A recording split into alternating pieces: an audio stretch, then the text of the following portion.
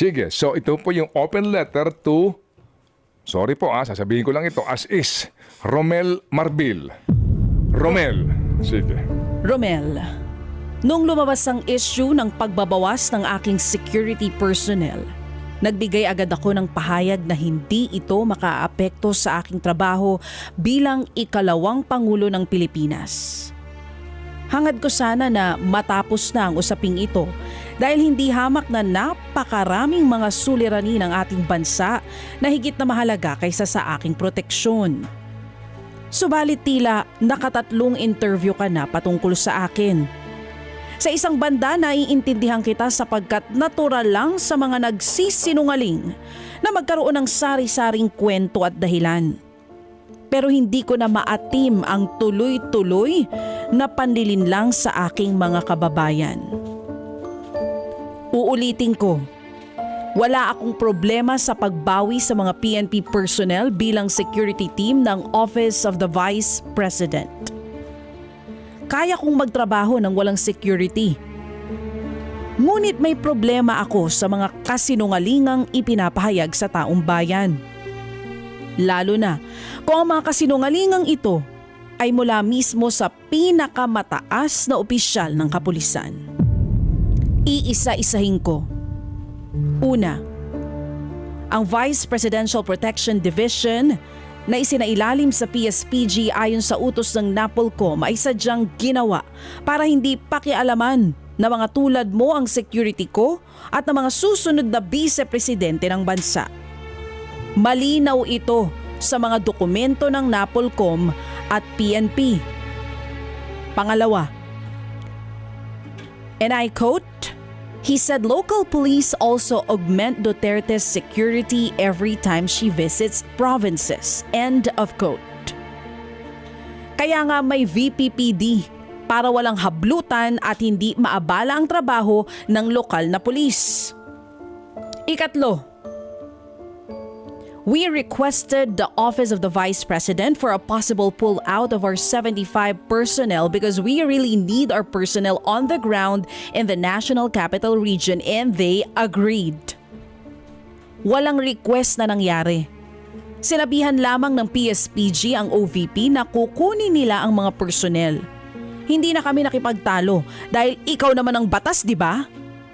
Kasunod nito ay lumabas na ang relief order na iniutos mo. Ito ay base na rin sa dokumento ng PNP.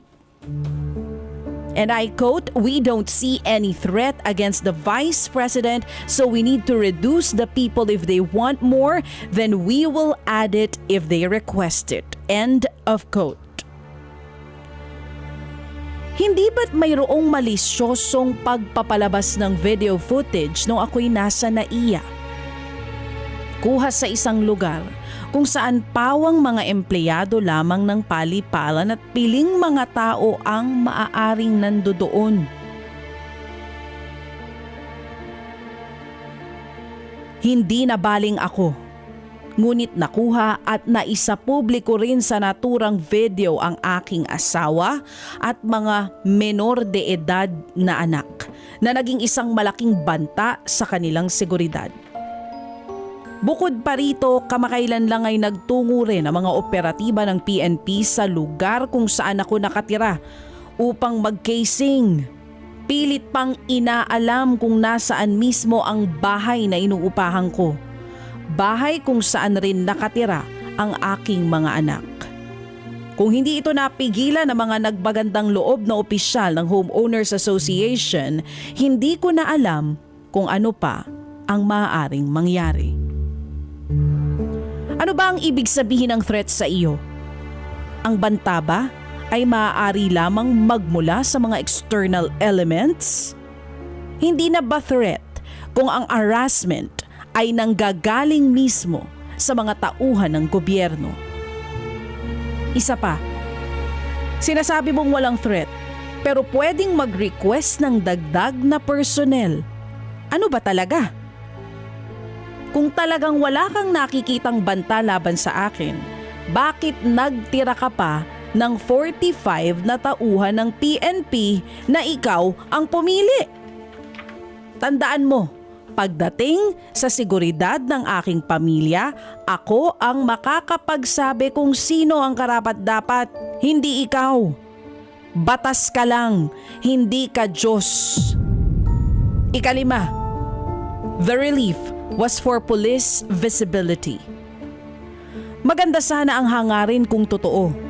Ngunit kaduda-duda na ang 38 sa 75 PNP personnel na pinili ninyong masakop ng relief order ay mga pulis na mula sa Mindanao at ipinapalipat sa National Capital Region na para bang hindi kulang ang pulis sa Mindanao. Simula nang maging mayor ako ng 2010, nandyan na ang issue ng kakulangan ng pulis. Hindi mo mahahabol ang police to population ratio mo sa pagkuha ng security ko. Ang kailangan ng PNP ay isang chief na makabago mag-isip at gagamit ng makabagong teknolohiya, drones, innovations at iba pa upang mabigyan ng solusyon ang issue ng peace and order. Kung kaya niyong ilagay sa alanganin ang aking seguridad, nag-aalala ako sa uri ng harassment na kaya ninyong gawin sa karaniwang taong bayan.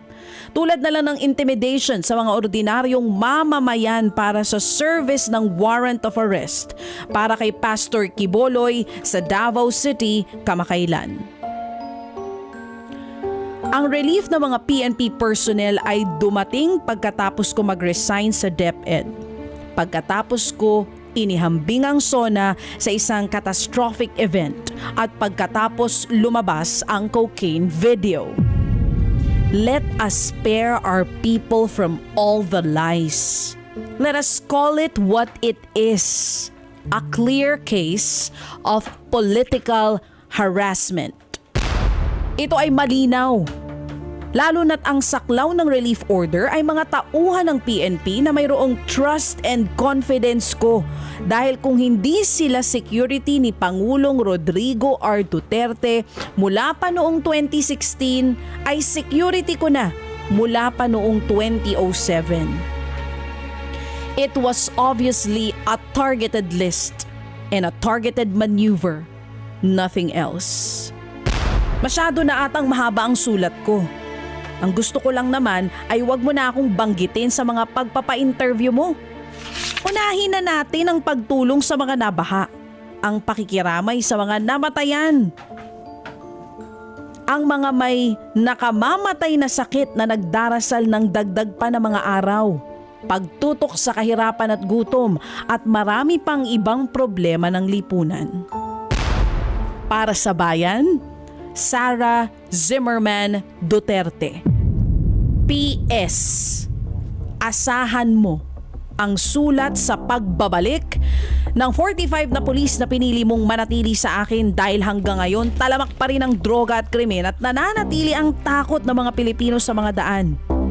Sana naman makatulong ito sa trabaho mo at laging tandaan, para hindi magkabuhol-buhol ang kwento mo, laging magsasabi ng totoo.